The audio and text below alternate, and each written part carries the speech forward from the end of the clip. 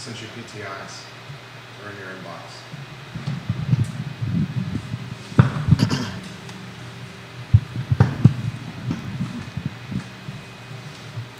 All right, guys, we're going to rock and roll here shortly on the show. The Virginia transfer portal is hammering the University of Virginia football team. If you're just tuning into the show, star linebacker Nick Jackson is piecing out of the program. He's entered the transfer portal, Nick Jackson. I mean, we're talking an all-ACC performer, arguably the best player on the football team. He led Virginia in tackles in each of the last 3 seasons, is a 3-time all-ACC selection, and the unquestioned leader of the defense. Jackson had 104 tackles, 40 of them solo stops. He has entered the transfer program.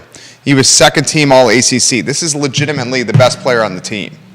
So we'll talk about the transfer portal and guys leaving this program fast and furious. It really has me nervous. Really has me nervous here. You gotta, I understand Coach Elliott's in his second year. Not even in his second year. He's entering his second year. He just finished his first year. But you got to start wondering, what's going on here? 2023.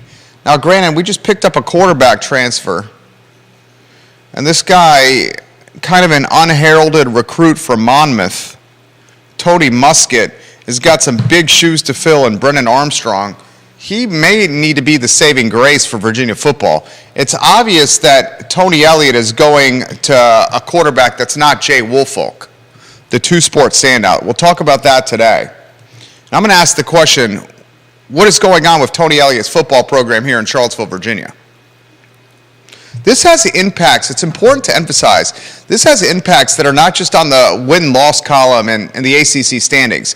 This has impacts that directly impact the Charlottesville, Albemarle County, and Central Virginia economies. There's no other entity that impacts the economies like Virginia football. I want to talk about Montgomery County today as well. You have that map, Judah, of Virginia and Montgomery County? All right, let us know when you can circle that so we can show the viewers and listeners what's going down. Montgomery County, Virginia, which is not that far from us. In fact, let me put into Google Maps how far that is. Let us know when the headers are in, too. All right, look at the screens for the talking points today. Montgomery County is, was it 2 hours from here? I'm letting you know Google Maps. Not far. We're talking about 125 miles, Roanoke area. Property values and the latest assessments in Montgomery County have gone up on average 30%. It's not just Charlottesville that's getting this real estate sticker shock and people are asking themselves if they have to take second jobs. Montgomery County, Virginia, Roanoke Valley, property values have jumped 30%, leaving many in the county asking, is this their home for the future? We'll talk about this on today's edition of the I Love CVille show. And we'll ask the question if that's to be expected in Central Virginia next year. I'm going to tell you the answer, we're going to see a jump. And if you don't think we're going to see a jump, you're not living in reality. A lot we're going to cover on the Monday edition of the program where we're locked and loaded with quite a bit of news on the show. Let us know when you have that red circle ready to rock and roll. We had robberies and attacks at the shops of Stonefield. Good Lord. The Belmont Bridge project updated. I'm going to ask you this question. Which project has created more friction? Belmont Bridge, the Belmont Bridge project, the Pantops Diamond Interchange project, the Fry Spring Station Bridge project, or the Rio Road Route 29 bypass project? All those topics and more on the Monday edition of this fine and fair talk show. Give the show a like and a share anywhere you are watching. Give it a like, give it a share anywhere you are watching. We'll rock and roll here in T-minus 10 seconds. How are you looking on your end over there, Judah? All right, you got that map ready to go? All right, I can kill some time while you get that map rocking and roll. We can get the mics hot when you're ready, or the cameras on and the show started when you're ready.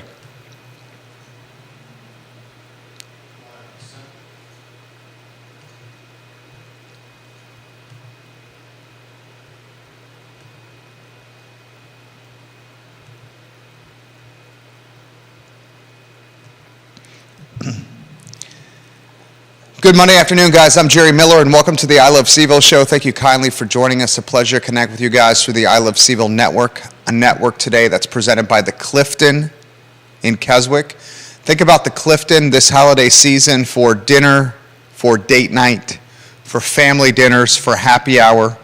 The Clifton in Keswick is a memorable experience with special memories created. Also a phenomenal venue for weddings, events, and corporate retreats, the Clifton in Keswick. A lot we're going to talk about on today's show. The Belmont Bridge, changes are coming to the Belmont Bridge next week. On December 15th, vehicles and pedestrians will be adjusting from one side of the bridge to the other side of the bridge, which will certainly bring confusion on this critical passageway headed to downtown Charlottesville, headed to Albemarle County, headed to Interstate 64. I want to ask you this question. What's caused more difficulties? The Belmont Bridge, which seems to be a project that's been going on for a generation. The Pantops Diamond Interchange, which is a cluster duck, quack, quack, quack, quack. The Fry Springs Neighborhood Bridge project that basically puts some businesses out of business. The Rio Road Route 29 bypass project, or the Zion's Roads roundabout. Which one, in your opinion, caused the most difficulty? Zion's Crossroads roundabout, Fry Springs Station Bridge, Route 29 Rio Road bypass bridge, Belmont Bridge, or the Pantops Interchange, Diamond Interchange. We'll talk about that today. I also want to talk about a statistic I learned this morning on Real Talk. 70% of home buyers in the next 20 years will be Hispanic. This according to the National Association of Hispanic Real Estate Professionals. In a nutshell, Hispanics are sitting on stacks of money. And Hispanics, as they become familiar with lending practices, 30-year mortgages, 15-year mortgages, ARMs, 2-1 buy-downs, commercial lending opportunities, the projection is these are going to be the buyers of real estate over the next 20 years to the tune of 70%. That's according to the National Association of Hispanic Real Estate Professionals, and it's backed by some other organizations as well, noteworthy, reputable organizations. I learned this morning on Real Talk. I want to talk about the influence of Hispanics on Central Virginia real estate and what we can expect in the next 10 to 20 years. Also, speaking of real estate, I want to talk this topic. In Montgomery County, Virginia, do you have that map ready to go with the red circle? Judah Wickower, our enterprising and vivacious and outgoing director, has got a map that he's going to put on screen. Let us know when that's on screen. That's on screen there. You say that's about 2 hours from Charlottesville?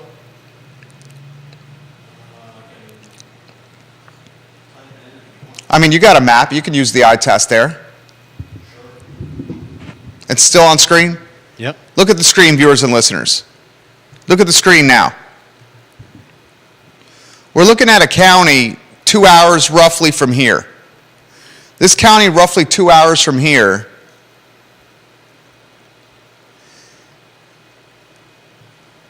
Maybe you call it 2.5. Give us the exact Google Map address, Google Map length, if you could. This county, certainly not in an area that's a thriving metropolis of the Commonwealth.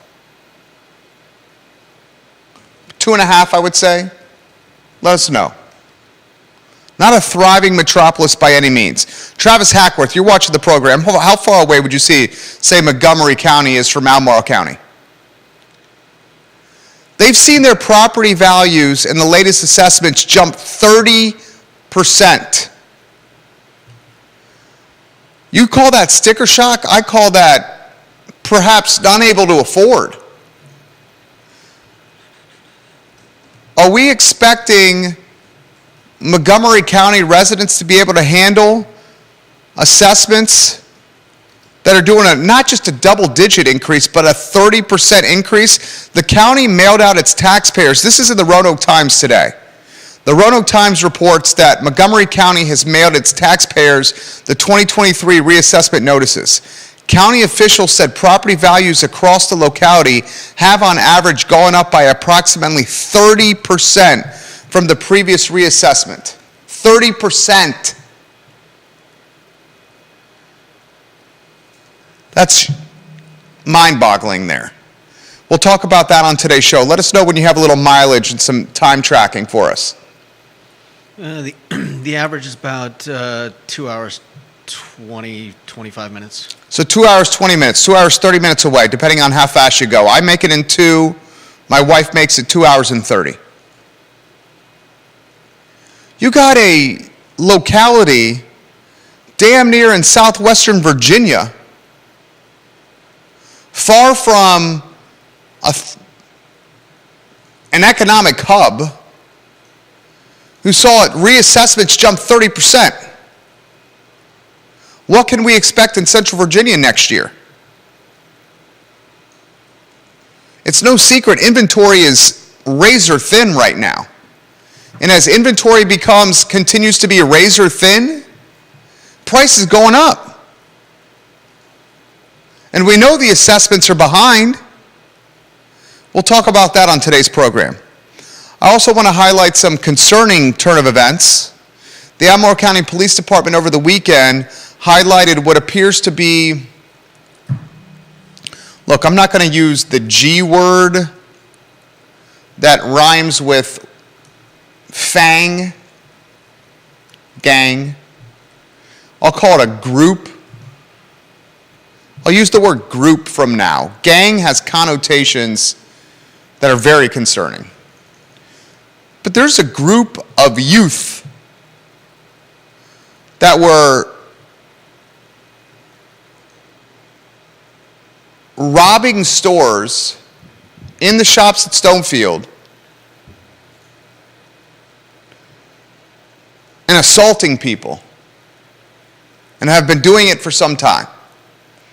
And over the weekend, the Albemarle County Police Department has identified these youth. What the hell, man? You see these coordinated, collaborative efforts in Manhattan, in Atlanta, in Los Angeles. The shops of Stonefield now have groups, I'm not using the word gang, groups collaborating and robbing stores and assaulting people. That topic on today's show, and then I'm going to ask what's going on with Tony Elliott's program. Moments before this show started, news broke that Nick Jackson, 3-time All-ACC star linebacker who led Virginia football in tackles last season.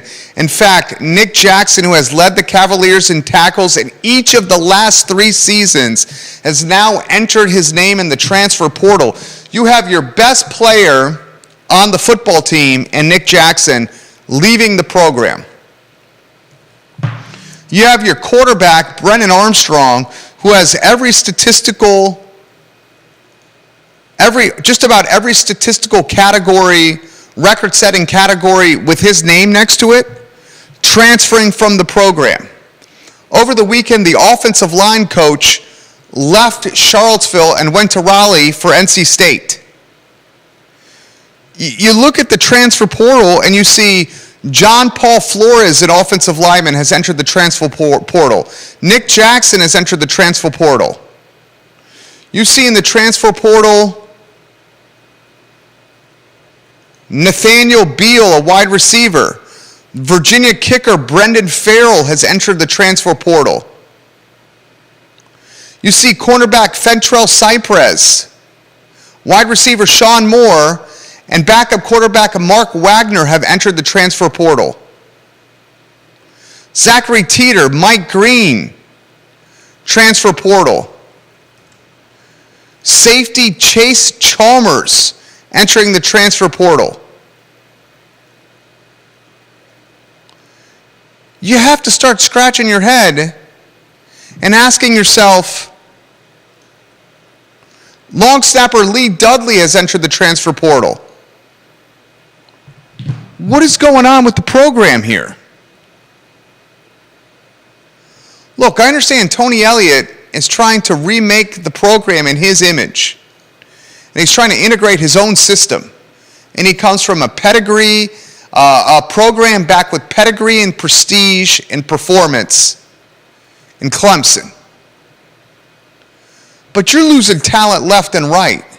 And what many thought was a year that wasn't really going to be a rebuilding year in 2022, that ended up being a rebuilding year, is shaping into a rebuilding year in 2023 and potentially beyond. I'm going to ask the question, what is going on with this team? You got a 2-shot ready to go, Judah? Sure. Let's welcome Judah Wickower, our enterprising, jack of all wits, jack of all trades, vivacious and outgoing director. It is a talk show, Judah. Good Monday afternoon. How are you? I'm doing well. How are you? 30% upticks and reassessments in Montgomery County. That's going to kill people. Far from the metropolis of economic development and job creation. Far from an area that's coveted by digital nomads. Far from an area that's coveted by folks working in their basements with ISP addresses, having big city employment opportunities in Northern Virginia. 30%. This is from the Roanoke Times. I'll read it verbatim for you. Are you ready for this? Yep. Due in significant part to Montgomery County's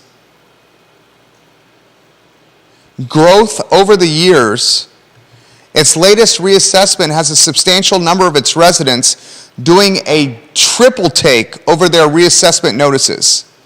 Montgomery County has mailed its taxpayers the 2023 reassessment notices. County officials said property values across the locality have on average gone up by approximately 30%. County supervisors said they're not quite sure what to do about this right now. I'm not surprised. He acknowledged that lowering the tax rate was an option, but wondered if that was enough, one of the supervisors. The board has a work session literally tonight to go over these issues. Some circumstances, housing assessments have jumped 40 plus, it's average 30%. If the average is 30, that means some people are jumping 40 or 50. Yep. Sure, that means some people are jumping 20 or 10. But the average is 30. To put this in perspective, last year, the city of Charlottesville, 10.2 square miles, the city of Charlottesville last year saw assessments jump 12% last year. 12% last year. Yeah. Put the map up of Montgomery County. 2 hours and 20, if I'm driving, it's 2 hours from Charlottesville. If my wife's driving, it's 2 hours and 30 minutes. You would not say this is where economic development and tech hubs and universities drive real estate values, where hedge funds drive real estate values, where STEM, science, technology, engineering, math drives real estate values, where Silicon Valley East is transpiring. You would not say that, right? Probably not. Blacksburg is there, isn't it? I mean, that's not what Charlottesville is. Yeah. I mean, I'm not saying that Blacksburg is driving that. I'm just saying that Blacksburg is there. It's not like it's not like the boonies. You know when these tax bills come due? June. So between now and June, Montgomery County supervisors are scrambling. Because when your assessments jump 30% at a time of inflation, Yeah. and a time of your stock portfolios and retirement accounts dropping 15 and 20%, people are freaking the HE double hockey sticks out. And the supervisors are straight up saying that real estate tax rate and dropping the tax rate is not going to be enough to ease the pain here in Montgomery County. Yeah. I'm not surprised. And the question I ask as we localize it, with it being the I Love Seville show, what's the expectation in Charlottesville City? What's the expectation in Albemarle County? We have a barometer that's 2 hours and change away from us that does not have the real estate value increasing KPIs, technology, big time university, the vineyards, the wineries, the music, the employment, the finance, the 4 years of waxing poetically or waxing nostalgically as a student at the University of Virginia and wanting to come back and working as a digital nomad, those characteristics are much more prevalent here.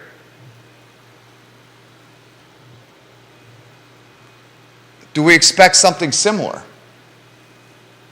I wouldn't be surprised if they're getting assessed with a 30% average raise in in home prices. It wouldn't surprise me at all. Erin King, one of Western Albemarle's finest. Erin King, I love when you watch the program. The Queen of Scottsville, EK herself, Erin King.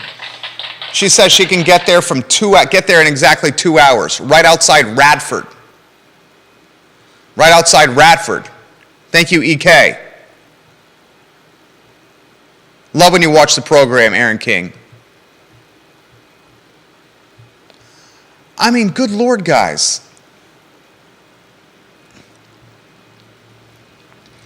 If you're not electing people into office that are prioritizing other sources of tax revenue, non-associated with real estate and rooftops, you literally are voting for people that are going to gentrify your community and make it so you cannot afford to live here. Deep Throat, Anonymous, I'm going to get to your comments. Anonymous's comments are coming in fast and furious. They're damn good. In fact, why don't I get to Deep Throat here? Anonymous, DM on Twitter from the I Love Seville Network. Are you ready for these, Jude? I want you to listen to these closely. Put up the map again if you could.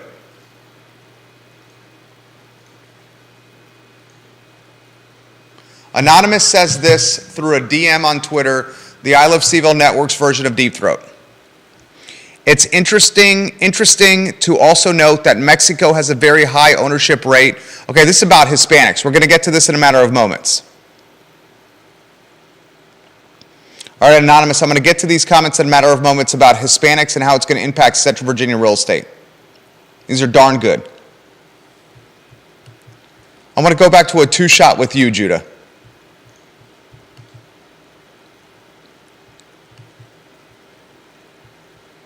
What the heck do you do about this?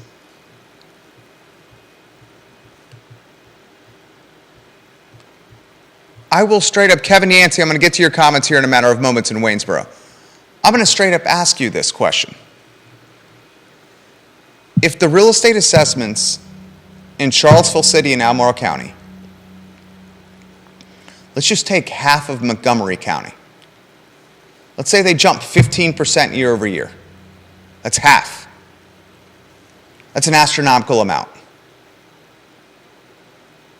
If the real estate assessments in Albemarle County and Charlottesville City jump 15%, that means our tax bills on the first week of June and the first week of December, we just paid these bills, jump 15% year over year. Mm-hmm. At a time when groceries, gas, I mean, now it's a broken record. We all feel the pain. What is there to do? Move away. I don't see that as, to where? You're going to move to southwestern Virginia where they're experiencing the same thing? This is everywhere. This is not unique to, that's the whole point of me bringing this up to everybody. This is my point to bringing it up to Judah. This is everywhere. This is not unique to Charlottesville or Albemarle County. And choosing to move to somewhere like Montgomery County, not only are you going to potentially feel this sting, but you got no jobs there. You got no jobs there. Instead of moving away, maybe the solution is move into your car. Well, yeah. Move into a Winnebago. Move into an Airstream. Have you seen the prices of Airstreams lately? I can look it up. Get a roommate. Multi-generational family sharing of households. I'll give you some legitimate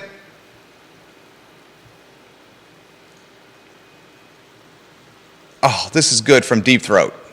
Deep Throat has this for you. I trust this guy from a stat standpoint. I've met him twice. Once I had the pleasure of shaking this guy's hand. The second, I met him in passing down a hallway. He says, on the assessment front, Jerry and Judah, sales to assessed ratio in Charlottesville 2022 year to date is about 115%. So you would think you would see assessments go up by an order of 15% in this area next year. That's the number I utilized. But ultimately, a city could lower its rate to offset higher assessments. The issue is spending. Why is spending rising as fast as assessments? Damn good comment right there. In fact, I'll add some perspective to this. This is why who you elect into office matters. Okay? This is from Heather Lamont Walker on social media, who is a fiscally conservative constituent in Charlottesville and Albemarle County. She posts this on Facebook yesterday, Heather Lamont Walker. Her family's a small business owner. She and her husband own Rockfish Gap Outfitters in Waynesboro. She was a teacher, Heather Lamont Walker. Her daughter is a teacher, Heather Lamont Walker. Heather Lamont Walker is someone I listen to. She said on Facebook yesterday, the public notice and yesterday's daily progress. You ready for this? Charlottesville City has a surplus, AKA carryover funds of, you know how much the surplus is? No. $22,917,000. Carryover funds of $22,917,000. Do we not eventually say, figure out a way to curtail spending, local government, elect people into office that want budget neutral spending, where account for every line item, elect people into office that say, this was the budget last year, let's keep it the same this year, and use a fine-tooth comb to assess every line item of spending? Do we want to elect people into office that literally say we need sources of revenue that are not tied to home ownership and commercial real estate ownership? Yeah. Isn't that why we love Jesse Rutherford so much? Jesse Rutherford, Nelson County Board of Supervisors. He and I have identical mindsets when it comes to spending and jurisdictions. Absolutely identical, Jesse Rutherford and I. When it comes to spending and manage jurisdictional budgets, he and I have identical mindsets.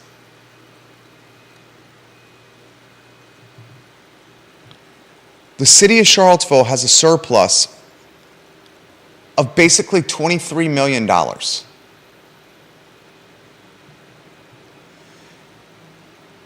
Yet City Council is asking the state of Virginia, we're in a Dillon rule state where jurisdictions have to ask Richmond for permission to raise the sales tax rate 1 cent in January. And they're doing it to help fund Buford's renovation. I've said this so many times on the program. When you start raising meals taxes and sales taxes, it's basically a form of gentrification. Young families like my own, young families like your own, or remember when your family was young at one time, how you taught your children in part to be socialized people was taking them to dinners in public at entry restaurants. You wouldn't take them to Fleury or Hamilton's. You would not take them to the Aberdeen Barn when they were 2 or 3 or 4 or 5 years old because of fear of humiliation. Instead, you would take them to family-friendly restaurants where they could be loud and noisy, like some of our favorites, Peloton Station, Three Notch Brewing Company, Wayside Fried Chicken. But when you start jacking up tax rates and adding more cents to the bill, percentages to the bill, those young families that are getting, and I'm speaking from personal experience, that are getting hammered with formula, with diapers, with doctor's visits, with medical bills from the birth of newborns, from clothes because children grow so fast, they get out of sizes so quickly, from child care costs, they think twice about going to these restaurants to socialize their children. Instead, they may order takeout or just cook the food in home. That's a form of gentrification.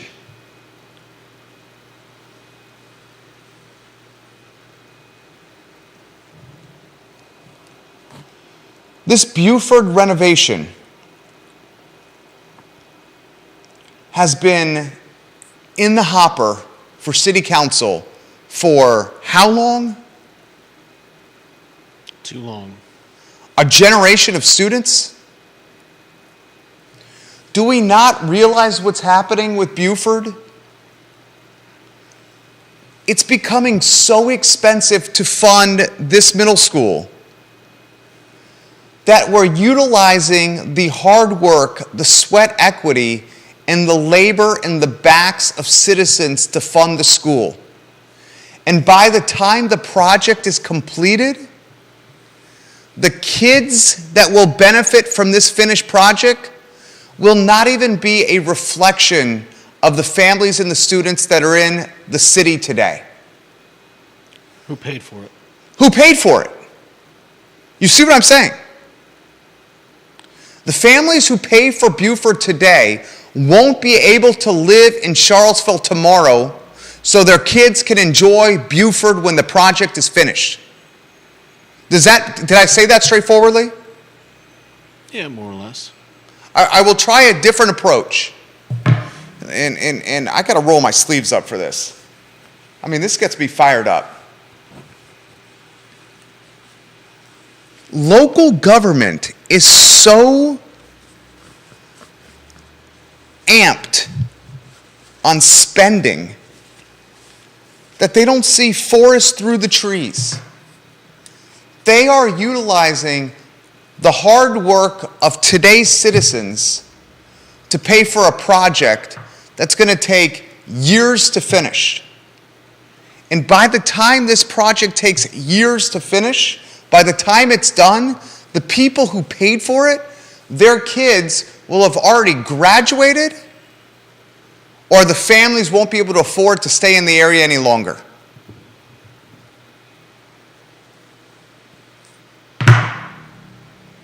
$23 million surpluses in the city budget, raising more money on sales taxes to fund a school.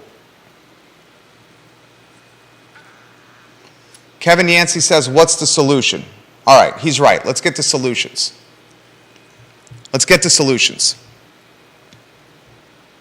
You want to go solutions on a two-shot? Let's go banner back and forth solutions. Tara Savage, welcome to the program. Love when you watch the show, Tara Savage. Vanessa Parkhill, we'll get to your comments. Queen of Jack Jewett, Carol Thorpe, we'll get to your comments. Jason Howard, we'll get to your comments. King of Rio. What are the solutions? Cut down on spending. All right, here's the first solution. First solution.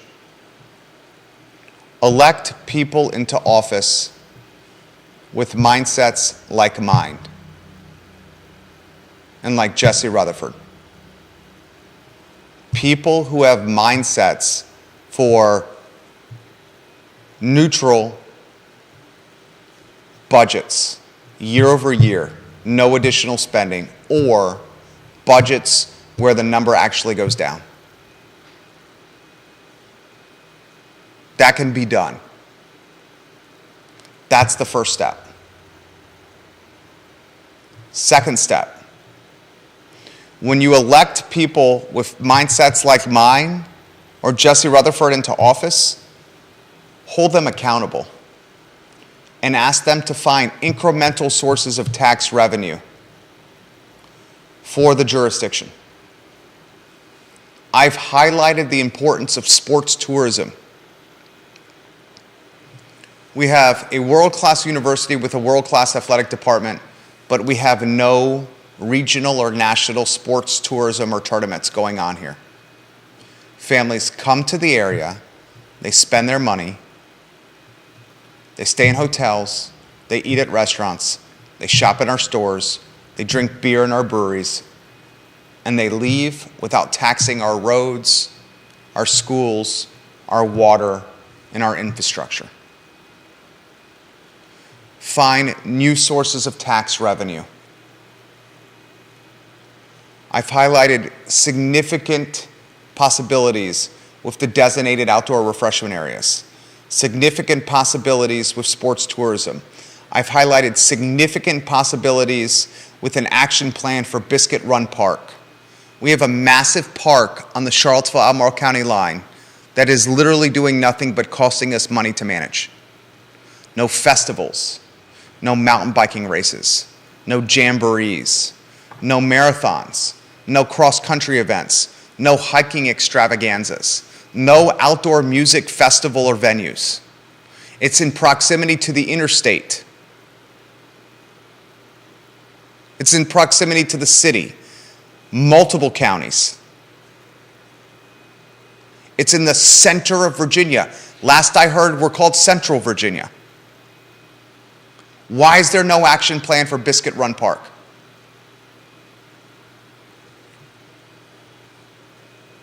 Other ideas. We want solutions, right?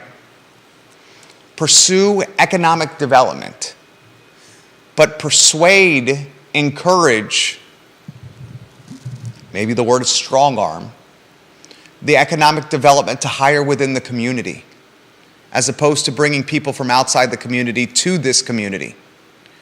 You can persuade, strong arm, encourage the economic development to hire within the community while watching payroll, and how it transpires and who is hired. Maybe the tax credits for economic development happen based on the amount of people that are hired within Central Virginia or live within a radius of Charlottesville City. Or as Bobby Yarborough, is the King of Redfields watching this program. King of Redfields, are you watching this program today? I hope you're watching the program, Bob Yarborough, because you routinely encourage me and offer positive insight for me. He has indicated that you do a partnership with Piedmont Virginia Community College. Graduates of PVCC, they get fast-tracked into the economic development that happens to this program, that happens through this program that Albemarle Charlottesville City does. Create some kind of pipeline with PVCC and the students and the economic development, the new companies that are encouraged to this area. These are solutions. Are they not? Sure. Any solutions you would like to see added? No, I think you're on the right track. I mean, we certainly need to figure out what we're spending and whether we really need more every year. This should irritate the hell out of everyone watching the program.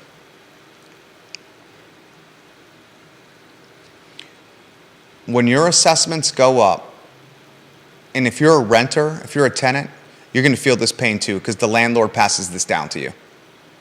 Don't think because you're a tenant you're immune to this.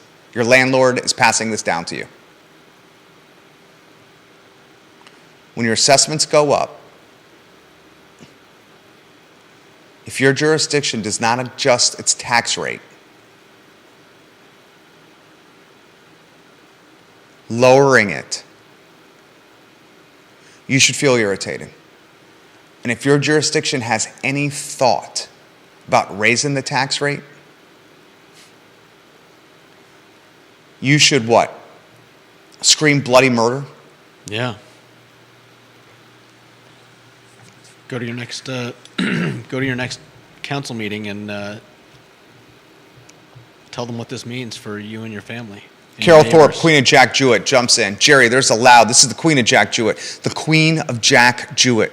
There is a loud and sizable portion of Charlottesville that marches itself into city council chambers annually, begging them to raise their taxes, to raise all our taxes, property taxes, personal taxes, lodging taxes, meal taxes. No one ever goes in there asking for the reverse. Well, I used to regularly, Carol Thorpe says, a decade ago, and I would get all but laughed out of the room. I told everyone the trend was not sustainable. It would eventually impact those who could least afford it first, and rather than keep them in town, shut them out of the city altogether. Carol Thorpe, excellent comment. I'm going to respond to that comment. You know what portion of the city does that? Raise the taxes, all kinds of taxes. What portion of the city does that? What portion of the community does that? I'm not sure What group you're of people in the community are doing that? What's that? What group of people in the community are doing that? Are you asking politically or? Come on. What group of people are asking council to raise the taxes? You talking about Democrats? No. Socialists. You disagree? No. Would you say that's the right answer? Sure. Vanessa Parkhill in Earlysville. City Council will look at the $22 million as a gift from Santa. She's talking the surplus. Spend it on some wish list programs that will create long-term expectations, then still try to up taxes to cover school reconfiguration. Ugh, she says. The city of Charlottesville voters have shown they are not interested in electing people with your fiscal mindset, Jerry. That may change if someone with that mindset would run for council in the city. But unfortunately, I think it has been some time since such an independent or Republican has run there, and that does not seem to be a priority for the independents or Democrats who do run. I think it's going to happen in Albemarle County. It'll happen in Albemarle County before it happens in the city, and stand by. And city voters, if you think this is going to if you support this mindset of fiscal conservatism when it comes to budget spending for a jurisdiction, you're probably going to have best luck supporting it in the county first, with rah support, maybe financial donations and social media support, because you live in the city. You're not going to vote for that person running in the county, but I can assure you, if that mindset starts percolating and gaining traction in the county of Albemarle, it will eventually trickle over to the city of Charlottesville and influence city of Charlottesville voters. Because I think there's so many people right in the middle that are literally throwing their hands in the air saying, what the hell is going on? You routinely say that, right? Yeah. There's so many people in this community that are throwing their hands in the air saying, what the hell is going on? Yeah. This quarter is not a quarter anymore. It's like 16 cents. Anything you want to add to that? No, I think you're right on. I mean, it's getting crazy, and we need our counselors to look after us. Carol, you got it exactly right. Carol Thorpe's comment on my Facebook page. Read them, please. Jason Howard is watching the show. He's the king of Rio Road. He said, I was reading Sean Tubbs' latest newsletter. We'll give Sean Tubbs some props here. Let's give Sean Tubbs some props. Jason Howard. I'm going to get to your comment here, but first let me give Sean Tubbs. I will read this live on air and also tag Sean Tubbs on this thread. All right, here's what Jason Howard said. He said, I was reading Sean Tubbs' latest newsletter. $79 million in bonds will be authorized in Charlottesville next year for capital improvements alone. $55.8 million. He says $55.8 million instead of the $79 million. The $79 million is a figure in 2024. That's a lot of capital improvement, dude. That's a lot of capital improvement. And Sean Tubbs does a hell of a job with the community, the Charlottesville, Info Seville, and Town Crier Productions. That's the lead of the show that I had to pass on to you. Show the map again. 2 hours from Charlottesville, a county basically in southwestern Virginia, right outside Radford. So its real estate assessments jumped 30%. That's foreshadowing. You heard that here in December, Judah. Oh, I know. I want you to remember this when we get these notices for Charlottesville City and Albemarle County. Let's go eyeball to eyeball on this. That is foreshadowing of what's going to happen to Charlottesville City and Albemarle County. Yeah. That does not have the economic, does not have the job opportunities or the digital nomads, the finance refugees, the Silicon Valley East, the science, technology, engineering, math that this area has. That's foreshadowing for what's to come here. Everyone prepare themselves. Did you see the stories about the robberies and attacks in Stonefield? Yeah. You saw them? Mm-hmm. What do you make of that, dude? I don't want to. Do we use the word gang? Gang has so many connotations. I'm not worried about the connotations. I'm not really worried, but I mean, coming from. I know you and I aren't worried, but I think we take for granted that we're two males in our 40s who are spry, fit, and can defend ourselves from most circumstances. I don't know if I could defend myself from a. Neither of us could defend ourselves from 4 to 6 people jumping on us. Yeah. Yeah, but our mindsets are different than if you were, say, Yeah. you see what I'm saying? Yeah. Older age, perhaps a single female, right? Yeah. What do you make of this? Coordinated attacks in Stonefield. I mean, some people will argue against this, but when times get tough, crimes go up. Yeah, It's I think it's part of that. and times are getting tough. There may be people out there who are hurting for money, and some people turn to, turn to robbery and other crimes to help make ends meet. I think it's definitely part of that. Not to put a shine on it, but I think that when times get tough, people look to alternate means of making money. Yeah, I think it's part of that. I think it's part of that. The entry wage ain't paying the bills, Definitely not. and the supplemental income is necessary. The second job, part-time job, is almost becoming a must. And some are choosing the second job or the part-time job to be petty larceny. And the unfortunate aspect of this, and I'm not trivializing petty larceny, that's bad, especially in districts like Stonefield. Yeah. But when that petty larceny then includes assaults on people in the area, that becomes more concerning. Yeah. Okay, so you saw some of this downtown, now you're seeing it in Stonefield. These were coordinated efforts, folks that were masked up, and the masks were not to stop the spread of COVID-19. I've also heard of other places. I think I remember hearing someone talking about one of the ACACs. A lot of cars getting broken into, stuff ripped off from cars, and even from lockers inside the ACAC. So You're talking about the YMCA, is the story you're referencing. I read that story as well. that could be it too. Yeah, it was the YMCA, literally in broad daylight. YMCA is the story that was, Yeah. I read that. In broad daylight, in the parking lot of the YMCA, broad daylight, vehicles getting broken into in broad daylight at the gym, Yeah. and lockers broken into at the YMCA. And I'm sure it's happening elsewhere, just maybe not with the frequency that would cause people to see a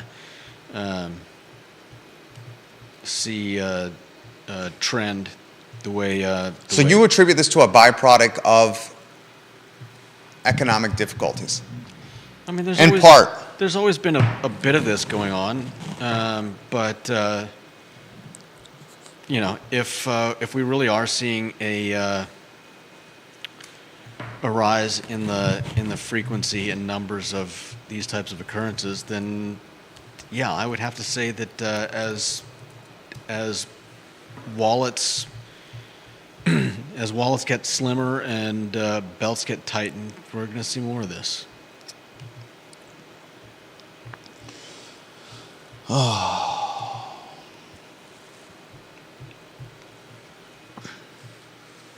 That's why, I mean, another thing that would solve this solution is the prioritizing of economic development and hiring within the community.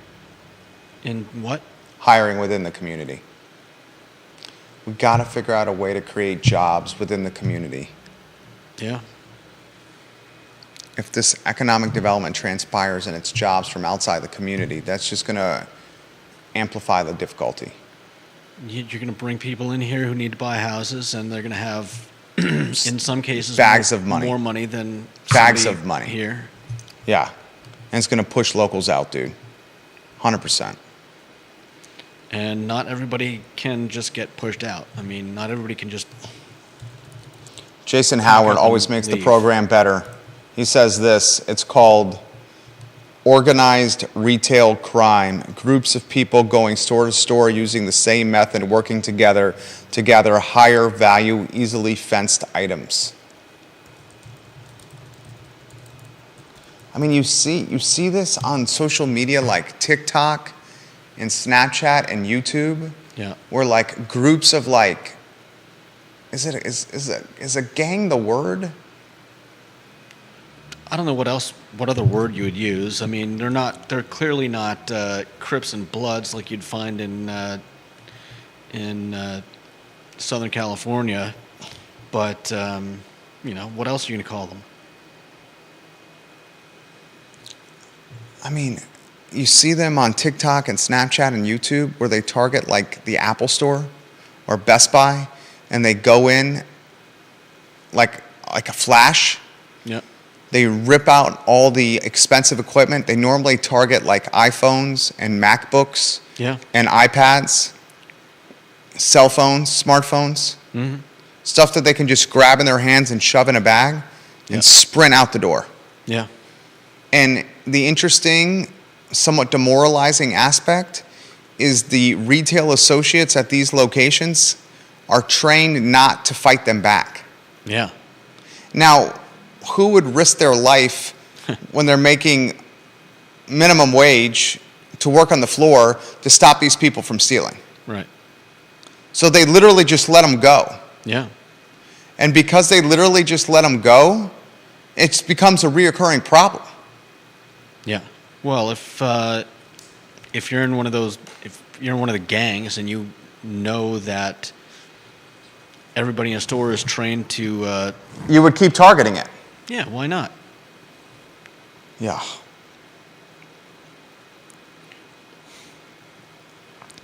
My concern, the impact it has, is if it keeps people from hitting these shopping districts because of brand connotations associated with a lack of safety. There's also the problem of, like, what is it?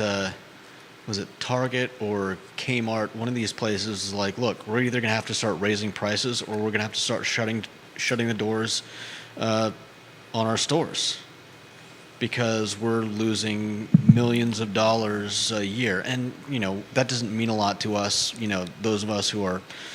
I think they're going to end up raising the prices because of shrinkage and theft.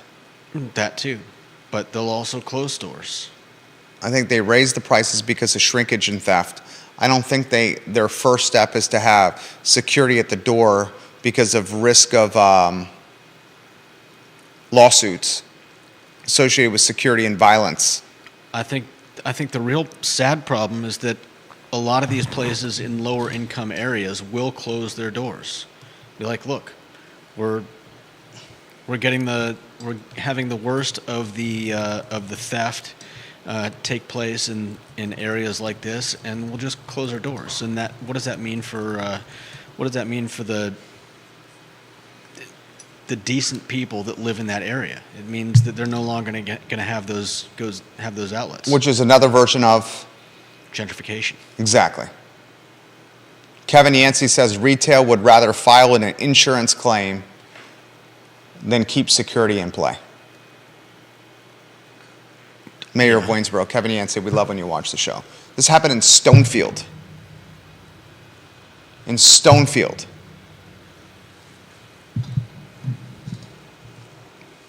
Masked, people with masks, working in coordination, aggressively, targeting high dollar items, and attacking people that go on their way. And still there are people in this community that call this police propaganda to justify police budgets. When I read that online, I was just at a loss for words. How someone could call this police propaganda Yeah. to justify police budgets is so out of touch to me. The police is not putting out this press release about youth targeting shops in Stonefield Right. to justify budgets as propaganda. That's out of touch. Call people out on that BS, dude. Kevin Higgins in Greenwood says Walmart is considering closing stores due to theft. Yeah. King of Greenwood, thank you for this comment. I read it live on air, period. Enter, send to Kevin Higgins. Deep Throat adds to this. Walmart CEO Doug McMillon yesterday told CNBC that his company has a growing theft problem. Walmart CEO Doug McMillon said that theft has reached levels that are higher than what's historically been the case for the retailer.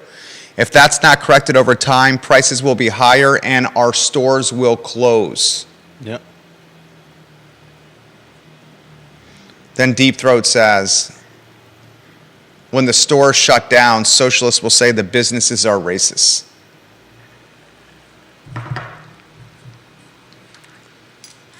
Oh. The response that I see on Twitter about the business propaganda, or about the police propaganda, that the police using these thefts to justify their budgets and calling it propaganda, legitimately made me nauseous.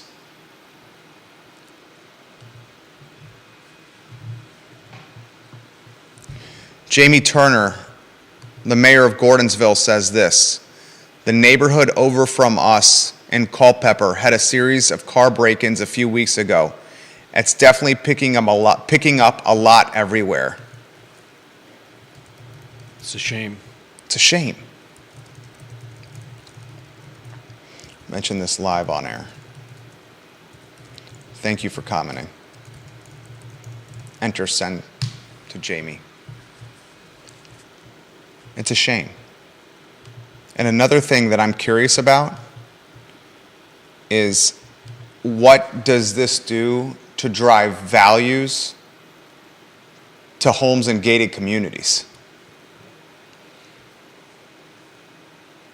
You're saying those types of properties go up because people want to be safer?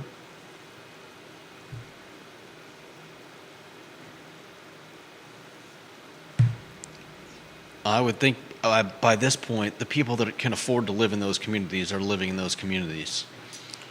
Will more people want to live in those communities because of this safety issues that are happening? Sure. Another concern I have. Will more people shop online because of these concerns? Will more people target gated community living because of these concerns? Will more people want to live and shop online because of these concerns? Yeah. Kevin Yancey adds, Walmart's problem is they don't have enough employees to care for customers, let alone security, while 13 members of the Walton family make more in stock dividends every minute than their store managers make annually. Capitalism.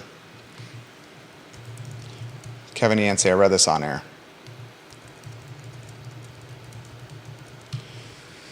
All right, one other topic.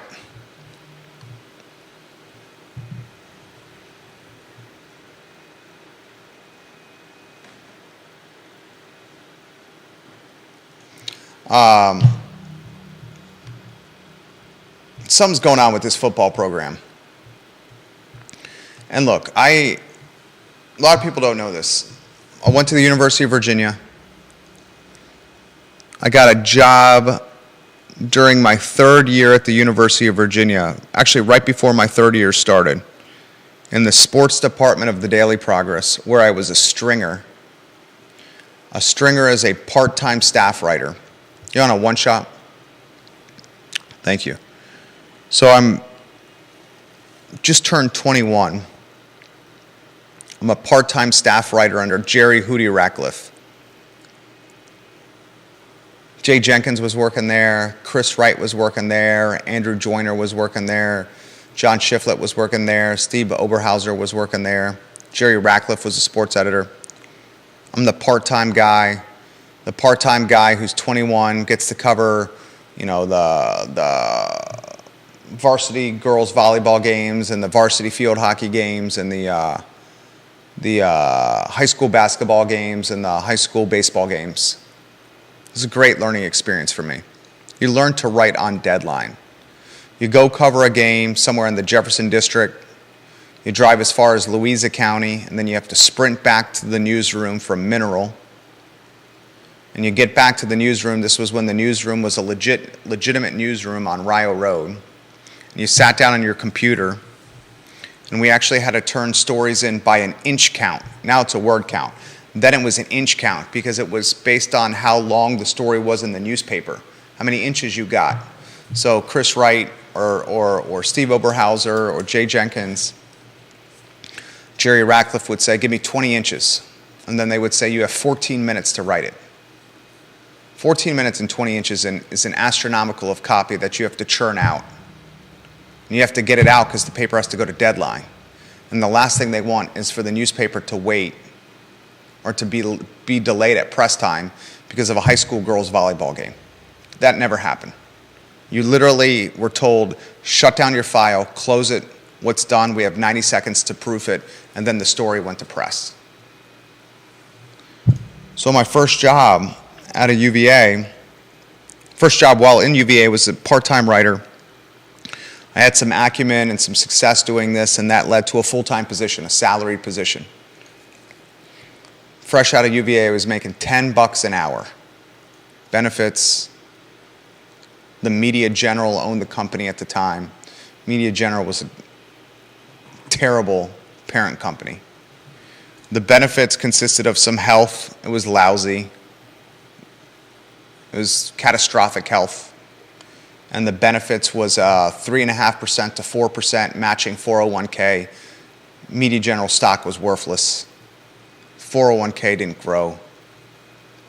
But I had tremendous experience from working with the team and on deadline and creating content. Eventually parlayed that salaried position into an editor job. Was the youngest editor in the history of the newspaper. And when I was the editor, I was managing a team of anywhere from 10 to 12 people, many of them in their 50s and 60s. And that's where I really learned how to run a business. Because you were given a budget, you had to manage mileage for your employees, you had to manage workflow and output, you had to keep costs in check, you were human resources, you were scheduling, you were a therapist, pretty much did everything. It was like 24, 25, 26 years old when this was happening. And it was in this setting that I learned that working for myself was going to be the future for me. Even as an editor, I got tired of answering to people higher up on the food chain that I thought I could do the job better than them, or output better than them, or visionary better than them, or strategize better than them. Not saying I was right every time, but I was right a lot more than I was wrong. And I realized that very early on. So 15 years ago, I launched my first business, and it's turned into what it is now, where you have a real estate company and 24 tenants, this talk show network that was a loss leader for the B2B business, the advertising agency, then the talk show network took off. Now a business broker division that's doing deals, unfortunately doing deals because of the economic climate where folks are exhausted and tired and want to sell. But it's just this vertically integrated business. And through it all, I realized that this community has a lot of engines that churn or move the economic ecosystem. And you got weddings and events and music and restaurants and Core and Capshaw and hedge funds and Silicon Valley East. But one of those primary engines is Virginia football. And say what you want, but these 6 or 7 home football games, when the team is performing, routinely bring 50 to 64,000 people to Charlottesville for long weekends. Heavy boozing, heavy eating, heavy partying, and a lot of lodging and hotel stays. And of late, this football team has struggled. And I follow Virginia football as much because I bleed orange and blue. I went to UVA, my dad went to UVA, my brother went to UVA. I follow Virginia football because I'm a diehard sports fan, but I also follow Virginia football because I understand the importance of this program for the local economy.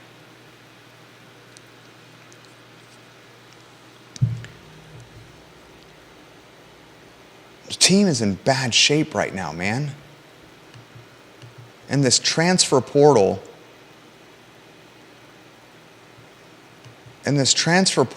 is killing this program. And I don't blame the athletes. I mean, the latest news is star linebacker Nick Jackson is transferring. This is a dude that has led the team in tackles for 3 straight years and is legitimately the best player on the program last year. A second-team All-ACC selection. He entered the transfer program, the transfer portal. This news broke right before the show started. People are sprinting away from Virginia football right now. Players. And look, we all expected some level of attrition because you got a new coach with a new program and a new mindset and a new system. But no one, and I mean no one, expected this level of attrition. The best player on defense is piecing out. The best player on offense, Brennan Armstrong, is piecing out. Wide receivers are turning pro not because they're ready, but because they want to leave.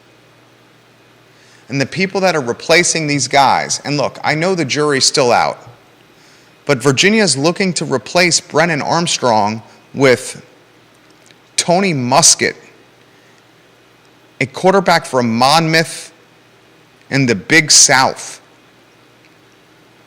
This Tony Muskett fella pretty much had zero big-time offers coming out of West Springfield High School in Northern Virginia. Only Coastal Carolina was interested in him. Now Tony Muskett has the dubious distinction of being the under-center quarterback projected to fill Brennan Armstrong's shoes. That basically shows you the Jay Woolfolk era is over under center in Charlottesville. Jay Woolfolk never had a chance. He's the two-sport star, baseball and football.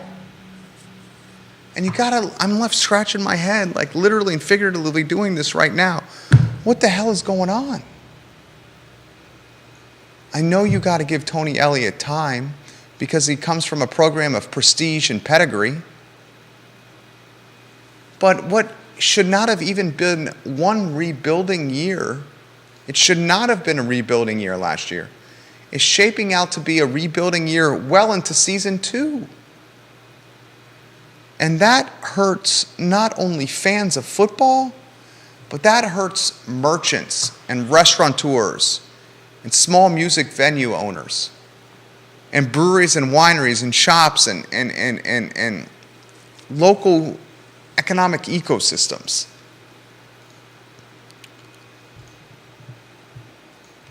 Not good. Nick Jackson, transfer portal, UVA football. So what do you take from today's show? This is what I think you take from today's show.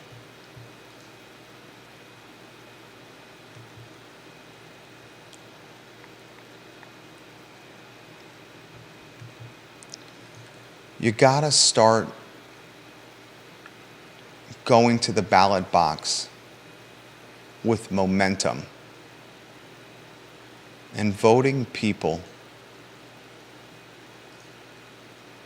that have mindsets when it comes to spending that will preserve the Charlottesville and Albemarle and Central Virginia that you want it to be. And if you want Charlottesville and Albemarle and Central Virginia to be a playground or a bastion for digital nomads, we're heading in that direction. The fallout of that